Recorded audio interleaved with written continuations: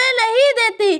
ماں کی ہے دعا جنت کی ہوا، اس کے بنا خوش بھی نہیں بچا۔ باپ وہ سوار ہے جو دھوپ میں جل کر بھی تمہیں سایہ دیتا ہے، خود تھک کر بھی تمہیں آرام دیتا ہے۔ باپ شعاع ہے، باپ روشنی ہے، باپ کے بغیر جن کی ادھوری سی ہے۔ آج کل کے بچے موبائل میں مصروف ہیں، دوستوں کی محفل میں خوش رہتے ہیں، مگر ماں باپ کی گود، ان کی باتیں، ان کی خدمت سب کچھ بھول چکے ہیں۔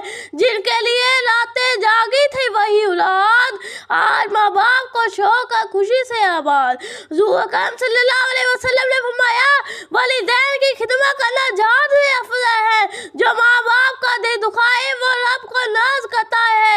ایک شخص اپنی بوڑھی ماں کو لے کر بازار گیا، ماں کی کامتی ہوئی انگلیوں نے برتن گرا دیا، لوگ ہنسنے لگے، ماں شرمندہ ہو گئی، مگر بیٹا بولا، امی آپ نے بچپن میں کئی برتن دھوئے، میں نے کبھی کچھ نہیں کہا، آج آپ کا ایک برتن گر گیا تو کیا ہوا؟